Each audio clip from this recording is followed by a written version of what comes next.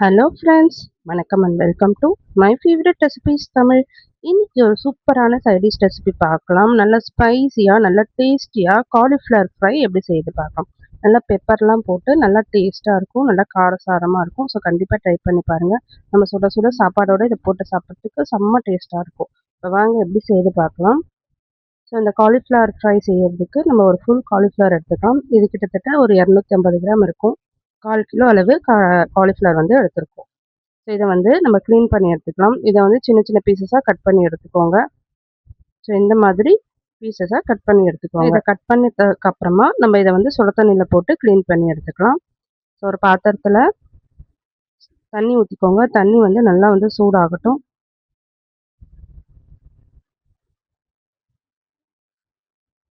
தண்ணி கொஞ்சம் நல்லா பாயில் ஆன அப்புறமா இதில் வந்து ஒரு 1/2 டேபிள் ஸ்பூன் மஞ்சள்தூள் சேர்த்துட்டு நம்ம காலிஃப்ளவரை போட்டு மூடி போட்டு ஒரு 5 நிமிஷம் அப்படியே வச்சுருங்க.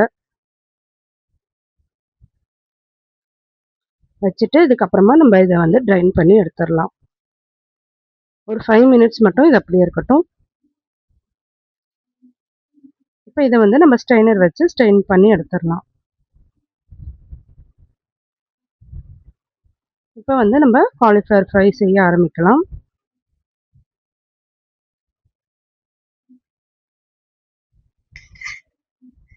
இப்போ வந்து கடாய் வச்சுக்கலாம். அதில் ஒரு 3 டேபிள் ஸ்பூன் எண்ணெய் ஊற்றிக்கோங்க.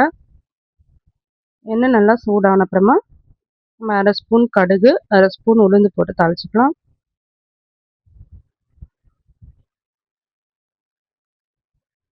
இப்போ ஒரு மீடியம் சைஸ் வெங்காயம் பொடியாக அரிஞ்சு சேர்த்துக்கலாம்.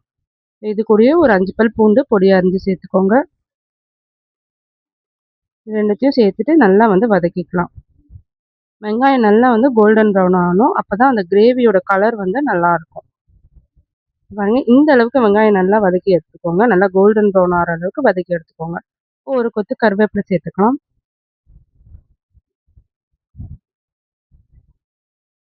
இப்போ இது கூட தக்காளி சேர்த்துக்கலாம். ஒரு தக்காளி, ஒரு மீடியம் சைஸ் தக்காளி பொடி அரைஞ்சு சேர்த்துக்கோங்க. இப்போ தக்காளி வெங்காயம்லாம் நல்லா வதக்கி விட்டுடலாம். இப்போ நம்ம காலிஃப்ளவரை சேர்த்துடலாம். நம்ம க்ளீன் பண்ணி வச்சுருக்கோம் இல்லையா, அந்த காலிஃப்ளவரை வந்து இதில் சேர்த்துடலாம். சேர்த்துட்டு இதை நல்லா வந்து வதக்கி விட்டுருங்க. நல்லா ஹை ஃப்ளேமில் வச்சு நல்லா வதக்கி விட்டுட்டு இதை மூடி போட்டு ஒரு 5 நிமிஷம் வந்து லோ ஃப்ளேமில் வச்சுருங்க. இப்போ வந்து ஒரு அரை வேக்காடு வந்து காலிஃப்ளவர் அதிலே வெந்துடும். நல்லா கிறிஸ்பியாக வந்து காலிஃப்ளவர் ஆயிடுச்சு பாருங்கள். இப்போ வந்து நம்ம மசாலாலாம் சேர்த்துக்கலாம். ஒரு டேபிள் ஸ்பூன் வந்து தனி மிளகாத்தூள் சேர்த்துக்கோங்க.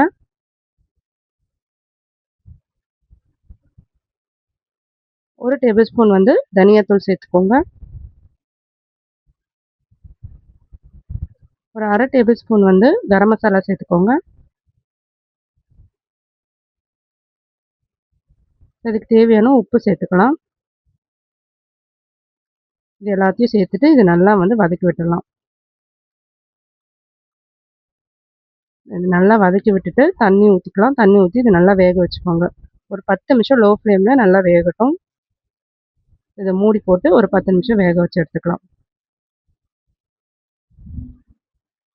பாருங்கள், நல்லா வந்து வெந்துருச்சு. அந்த தண்ணியெலாம் நல்லா வந்து சுண்டி வந்துருச்சு.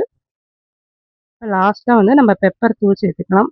ஒரு 1/4 டேபிள் ஸ்பூன் வந்து பெப்பர் தூள் சேர்த்துக்கலாம். இது சம்மர் டைம்னால நான் வந்து 1/4 டேபிள் ஸ்பூன் தான் சேர்த்துருக்கேன். இதே வந்து நம்ம வின்டர் சீசன் அப்படின்னா நம்ம ஒரு அரை டேபிள் ஸ்பூன் கூட சேர்க்கலாம், நல்லாயிருக்கும். லாஸ்ட்டாக ஒரு டேபிள் ஸ்பூன் நல்லெண்ணெய் ஊற்றிட்டு இதை நல்லா வந்து ஃப்ரை பண்ணி எடுத்துக்கோங்க. அவ்வளோதாங்க, சூப்பரான காலிஃப்ளவர் ஃப்ரை வந்து ரெடி ஆயிடுச்சு. இதை சுட சுட சாப்பாடோட வச்சு சாப்பிட்லாம், தோசை கூட வச்சு சாப்பிட்லாம். நல்லா டேஸ்ட்டாக இருக்கும். நீங்களும் இந்த காலிஃப்ளவர் ஃப்ரையை ட்ரை பண்ணி பாருங்கள். ட்ரை பண்ணிவிட்டு எப்படி இருந்ததுன்னு கமெண்ட் பண்ணுங்கள். இந்த வீடியோ உங்களுக்கு பிடிச்சிருந்துன்னா நம்ம channel my favourite recipes Tamil subscribe பண்ணிக்கோங்க, லைக் பண்ணுங்கள், ஷேர் பண்ணுங்கள். தேங்க்யூ ஃபார் வாட்சிங்.